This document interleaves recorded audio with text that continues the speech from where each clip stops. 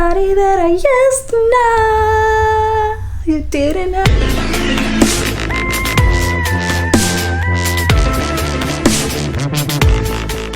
Welcome to another true crime story time, where I tell you guys one true crime case that was solved using forensic science, all while doing, that's right, my makeup. One of you subscribers requested that I do a rainbow eye look, and I thought that would be super fun. So today I'm going to be using the Fade into Hue palette from ColourPop. All the other products I'm using in this video will be linked in the description below. Thank you guys so much for your support, new subscribers and old subscribers alike. Winter is on its last days, spring is in the air. This is my birthday month, so I'm super excited and feeling also refreshed. Also, I know some of you guys asked before for my Amazon wish list. It is linked in the description below. You don't have to get me anything. You don't have to get me anything. I'm very, very low key around my birthday. But yeah, you know, I'm an Aries, so we're gonna be announcing our birthday all month long. We're gonna be like, this is my birthday month, my birthday year. Like, quick reminder, the comment section is a privilege. Don't fuck it up. Now let's get into today's case. Back in 1971, in the quiet upscale town of Westfield, New Jersey. See, I don't know why I want to say West Virginia. Is it because I'm saying Westfield? It's Westfield, New Jersey. I gotta get that right too, because my boyfriend's from New Jersey. My boyfriend has been sneaking into my audience. Hi, love you. And watching my videos, which I've been so embarrassed about, but hi if you're watching, love you. Anyway, we need to start talking to this story or we're gonna be here until next year. Back in 1971, in the quiet and upscale town of Westfield, New Jersey, the List family lived what seemed to be a picture-perfect life. It always seems to be so great at the beginning. At the head of the household was 46-year-old John List. He was an accountant and devoted husband.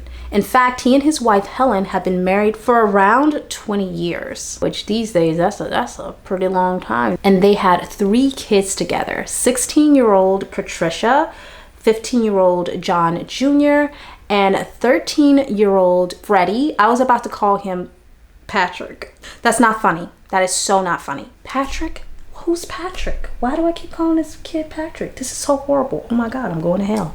Now, the List family lived in this super massive house. Like, I want to say it was a mansion. The house was pretty packed because not only was John, his wife, and his 3 children living there, but his mother, Alma, was also living with them. But she had her own private apartment on the 3rd floor of the house, so it was kind of separate. I mean, that's pretty nice. I would love to do that for my mom someday, you know, that's pretty good. John was a man of deep faith, a devout Lutheran who taught Sunday school every week. Church wasn't just a Sunday ritual for the List family, it was a huge part of their daily lives. To anyone looking in, they seemed like the ideal all-American family.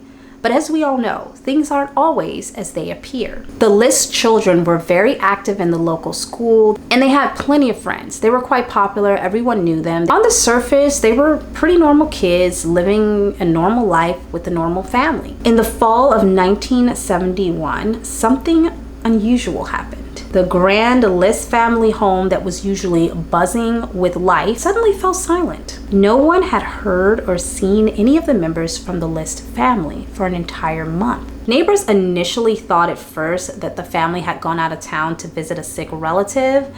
They hadn't known that this relative was sick, so it just made more sense. But as the days turned into weeks and the weeks turned into a month, and there was no sign of any of the members going in or out of the house, neighbors became increasingly concerned. Over the course of those weeks, there was no movement in the home. There was no lights in the home. Neighbors didn't see anything. Now, I gotta say something. These are some pretty nosy neighbors, if you ask me, because it is not none of your business whether I got lights on in my house and where I'm going and coming to. But you see, I mean, thank God for the nosy neighbors. I will give them that. With their growing concerns, one of the neighbors did eventually call the police and ask them to do a welfare check on the List family. When officers arrived on the scene, they knocked on the door, but they didn't get an answer. As they continued to search the outside of the home for some sort of life or movement, they found an open window which they were able to climb into. Y'all, this is already weird. Why you're not home and your window's open?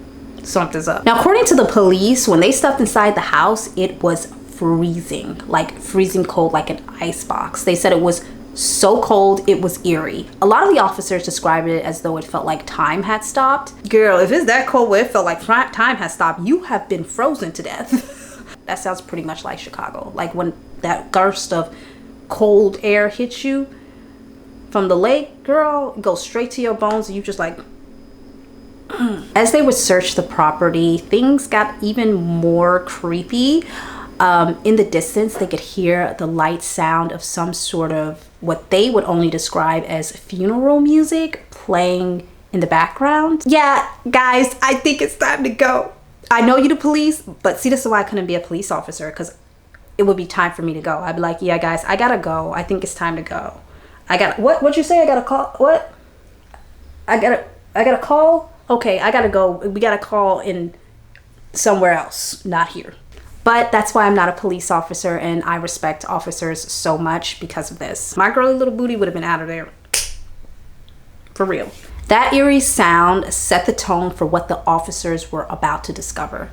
And let's just say, it was nothing short of horrifying. As officers moved deeper into the house, a faint yet unmistakable smell filled the air. It was the scent of decay.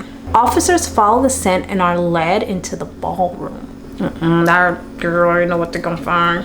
Where they make a very gruesome discovery. Lined up neatly on blood-soaked sleeping bags lay the lifeless bodies of 4 individuals. It didn't take officers long to identify the bodies as Helen and her 3 children. I just gave that woman another child. I'm so sorry, Helen and her 3 children, Patricia, John, and Freddie. Each victim had been shot at close range.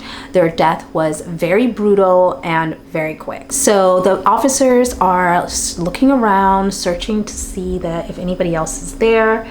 And as they continue to search the property, they find a large blood streak across the floor. The evidence suggested that they had not been killed there. They had actually been shot in the kitchen, and then all 4 bodies dragged to the ballroom. I mean, if your house is big enough to have a ballroom, just to show how rich these people were, like how much money they had a ballroom in their house. Like, he was making bank. All the bodies were lined up, and it was almost as if someone wanted to put them on display, which is weird.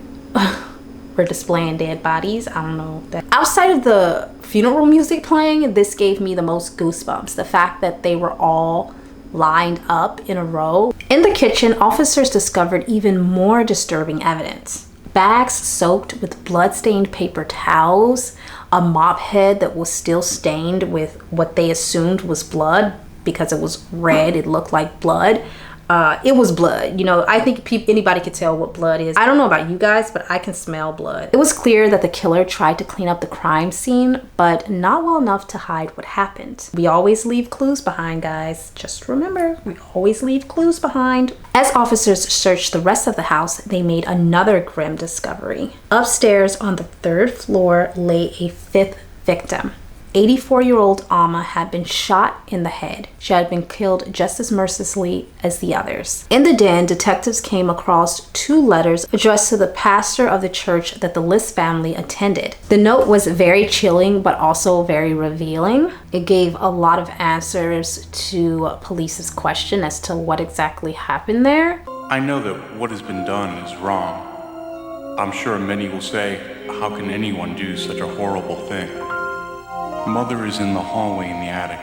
She was too heavy to move. Not only was it a confession, but it also offered an explanation. It was signed by John List. As investigators dug deeper, they found that John had recently lost his well-paying bank job and was struggling financially. He feared his family would end up on welfare, which was a fate that was absolutely unbearable to him. But it wasn't just money that troubled him. As a devout Christian, he feared that his family was moving away from their faith. And he just couldn't stand the fact of them turning their backs on the church.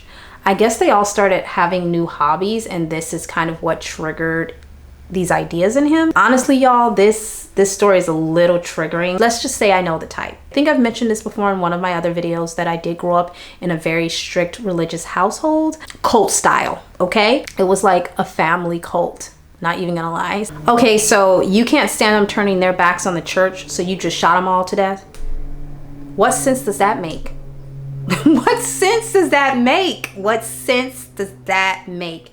I'm sorry, sir, is that not turning your back on God and your faith as well?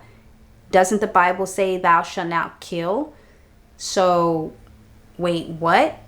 This is what I can't even get into a conversation about it. The hypocrisy. That's what I can't stand. I can't stand about religion. John List was especially troubled in his daughter Patricia's growing interest in acting, a career that he deemed unacceptable for a Christian woman. He saw acting as immoral and completely unacceptable. In his mind, there was only one way to save his family. As they continued to read his letter to the pastor, they found out more chilling details about the murders. He actually said in the letter that the hardest person for him to kill was his eldest son, John Jr., the 15-year-old. He said that he was the hardest to kill because he kept putting up a fight. He said that John Jr. didn't just die right away. He had to fire multiple shots to put him down. Can you imagine? I can't even imagine as a parent even saying something like this. Like, you're talking about your kid. You're talking about your son. Are you okay? You're clearly not. The confession also described the last moments that he spent with his family after he had murdered them all. He said that he had done some prayers out of one of the hymn books, and he felt that that was the least that he could do. When news of the murders spread, neighbors came forward to tell police that John was quite the oddball. They said that he did not have many friends, he was rather reclusive, and he was just an odd fellow. 2 days after the murders, investigators found John's abandoned vehicle at the JFK airport in New York. The parking voucher was dated November 10th, which was the same day the murders were believed to have taken place. There was no record of him boarding a flight, which was weird because he was obviously at the airport, so if he had boarded a flight, they should have had records. But wherever he had gone, one thing was clear: John List had a month's head start. The hunt for John Emil List was officially on. With a nationwide murder warrant issued, investigators were determined to track down the man who wiped out his entire family. This wasn't just any case, it was now top priority for investigators. FBI sent out his information to every field office, every post office, every law enforcement agency across the country. Everyone was on high alert, but despite their efforts, John List vanished without a trace. I mean, he did have a month start, so a month start, that's a lot of time. Like, I feel like 24, 48 hours is a lot of time going by. Like, a week is a tremendous amount of time going by. A month? So they turned to the evidence found at the crime scene, and the first thing they looked into was the gun that was found in John List's office, in his desk. And a ballistics test was done on the gun. The results came back, and it was the exact same weapon that was used in the murders. Autopsy reports revealed that each victim had been shot in the head, and they had actually been deceased a month before their bodies were found, which we kind of knew because this man had, obviously, he had a month start, so we knew. Y'all, I don't know what's going on. I feel like the base is not basing. It's not basing. But the biggest question remained: where was John List? There were two main theories. The first was that he had taken his own life after murdering his family. They were just unable to find his body. The other was that he had vanished and was quietly rebuilding a new life somewhere in the Midwest. Every so often, sightings would pop up, but nothing actually led to him. It was as if he had disappeared into thin air, which, like I said, unless he's Harry Potter, we know that do not happen. John List managed to stay under the radar for an incredible 18 years, slipping through the cracks despite investigators' ongoing efforts to keep his case in the public eye through the media. Then detectives had a breakthrough idea: America's Most Wanted. The show had helped FBI catch some of the most notorious fugitives in the past through phone tips from viewers. So they reached out to see if they could do an episode on the John List murders. Ciao. Okay, we're done with this. My base is so bad, I do realize that, but I need to get new makeup. Now, by this time, the case was 2 decades old, and so they were not sure if producers would want to do it because so much time had already passed. So normally with that show, they usually show an image of the fugitive that they're trying to catch at the end of the episode. The only issue was detectives did not have a current photo of John List. The most recent photo of John List had been taken years before the murders. He definitely was not going to be looking the same, for sure. And no one knew what he would look like after almost 20 years on the run. That's when the John List case took a turn and entered the world of forensic sculpting. Now, they found a guy named Frank Bender. Frank Bender was an expert in reconstructing faces to help law enforcement track down aging fugitives and or decomposed bodies. Now, his work was a unique mix of art, science, and somewhat intuition, I guess you could say, because he kind of had to predict things that he didn't really know. He would oftentimes collaborate with teams of forensic odontologists, pathologists, and detectives. When it came to transforming a skull into a face, Bender relied on special charts that measured face tissue thickness based on factors like race, age, and gender. Using these guidelines, he'd figure out what the right facial tissue thickness was, and then he would start to mold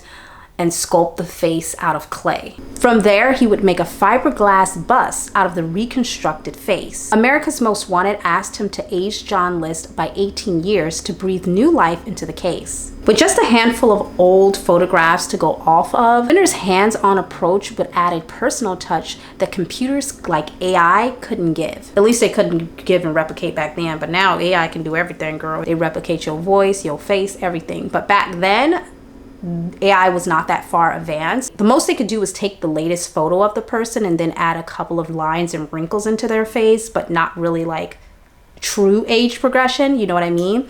And then it would have like that weird look, you guys know. But to capture what John List looked like, Bender needed more than just physical pictures. He needed insight into the man himself. That's where forensic pathologist Richard Walters came in. Together, the two of them would figure out how this mass murderer aged. They dug into John List's strict upbringing by his German parents. They scraped together every bit of information they could find on him, newspaper articles, photographs, and more. They were looking for information that would paint a fuller picture about the man behind the murders. He's just nuts. I could tell you right now, we ain't even gotta look no more. This man is nuts. Now it's time to go into Les Palottes.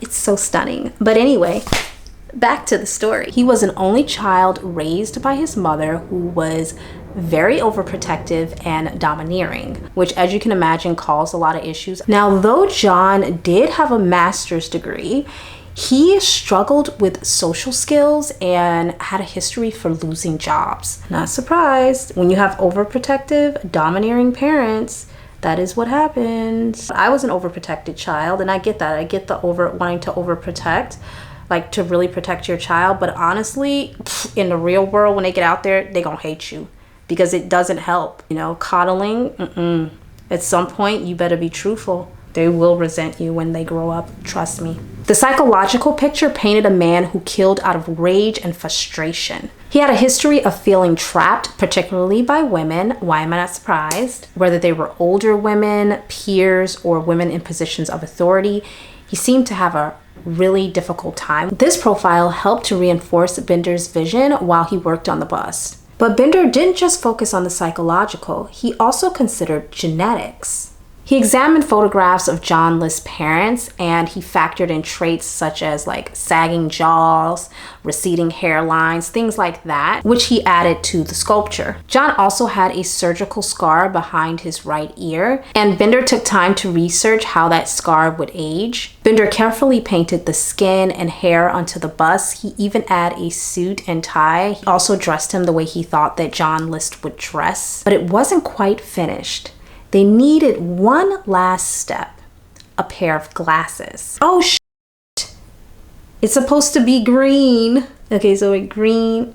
Oh no, I have to wipe that off. That's not what that color is. I did the wrong color, you guys. Walters was convinced that John wasn't vain enough to wear contacts, and Bender predicted that he would be wearing a new style of glasses. Thick, dark frames, they thought, to help hide his failures. I mean, I guess he thought he was getting himself an upgrading his lifestyle after killing his family off.